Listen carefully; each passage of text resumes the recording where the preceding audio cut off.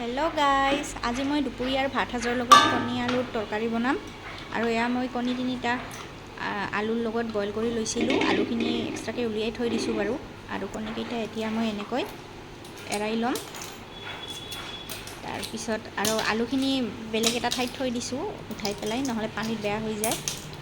কণীকেইটা এনেকৈ নেকুৱা হোৱাৰ পিছত এইখিনি আলুখিনি মই অকণমান ভাঙিকেনে দি দিছিলোঁ। গোটা গোটা দিলে তৰকাৰীখিনি ভাল নালাগে ইমান খাব।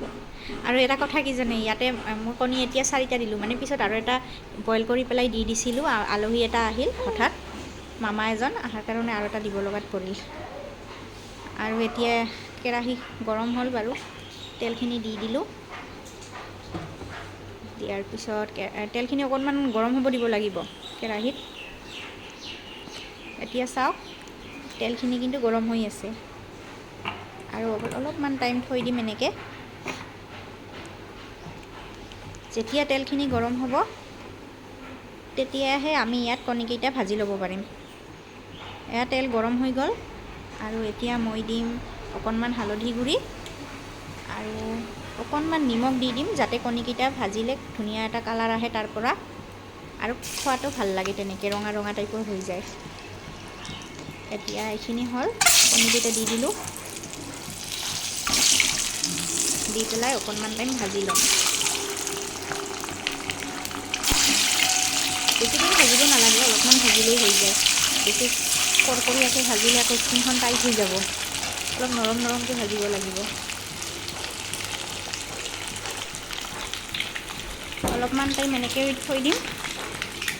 তাৰপিছত যেতিয়া কণীকেইটা ভাজা হ'ব, এতিয়াও হোৱা নাই বাৰু, ৰঙা ৰঙা হ'ব লাগিব। ৰঙা ৰঙা হোৱাৰ পিছতহে উঠাব পাৰিম, তেতিয়া খাই বহুত ভাল লাগে। এনেকৈ অকণমান ওলট পালট কৰি দিলে গোটেইকেইটা চাইডতে ভালকৈ ভজা হৈ যাব। তাৰপিছত ভজা হৈ গ'ল, এয়া ৰঙা ৰঙা দেখিছেনে? এতিয়া আমি কণীকেইটা উঠাই থ'ম।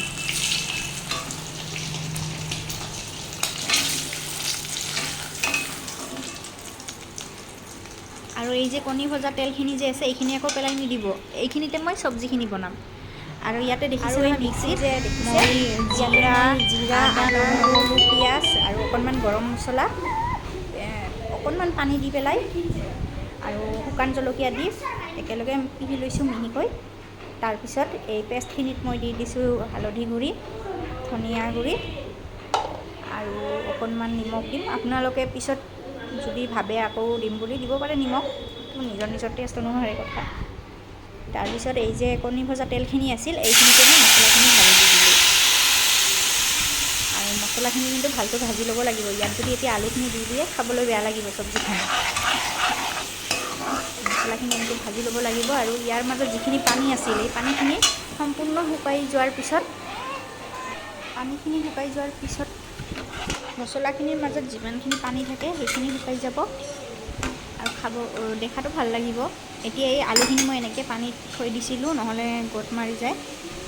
এতিয়া মছলাখিনি চাই লওঁ বাৰু হৈছে নে নাই। এতিয়া চাওকচোন, মছলাখিনি আমাৰ ৰেডি হৈ গ'ল। ইয়াতে যিখিনি পানী আছিল শুকাই পেলাই অকল তেল ওলাই গৈছে। মছলাখিনি মানে গম পাইছোঁ যে তেলত ভালকৈ ভজা হৈ গ'ল।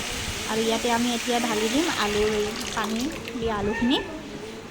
ঢালি দি পেলাই অকণমান লাৰি দিম। মছলাখিনিৰ লগত যেতিয়া মিক্স হ'ব, তেতিয়া কালাৰটো ইমান ধুনীয়া লাগে দেখাত, চাবচোন। আৰু এতিয়া হৈ গ'ল। যদি আৰু ইচ্ছা কৰে পানী দিব পাৰে বাৰু, মই অকণমান পানী দি দিলোঁ। আমাক অকণমান জোল বেছি লাগে। আপোনালোকে যদি ভাবে জোল কম লাগে, পানী নিদিলেও চলিব, অলপমান পানী দিলেই হ'ল। তাৰপিছত ইয়াতে কণীকেইটা দি দিম। এনেকৈ উতলিবলৈ দিলোঁ অলপমান। উতলোৱাৰ পিছতহে কণীকেইটা দিব লাগিব, আগতে দিলে কিন্তু খাবলৈ বেয়া লাগে। এনেকৈ 5 মিনিটমান উতলাব দিম তৰকাৰীখিনি। এয়া চাওক, কালাৰ এটা আহি আছে তৰকাৰীত বাৰু। এতিয়া টাইম হৈ গ'ল, কণীখিনি দিব পাৰোঁ। এয়া মই কণীকেইটা এটা এটাকৈ তাত দি দিম।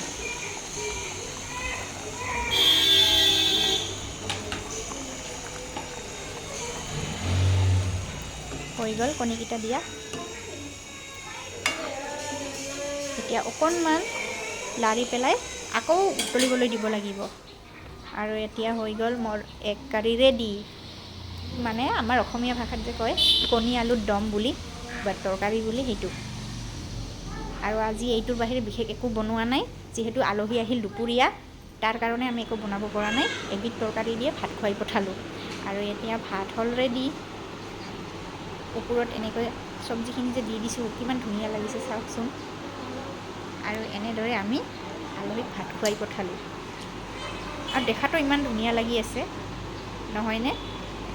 আজিলৈ ইমানেই। Bye bye.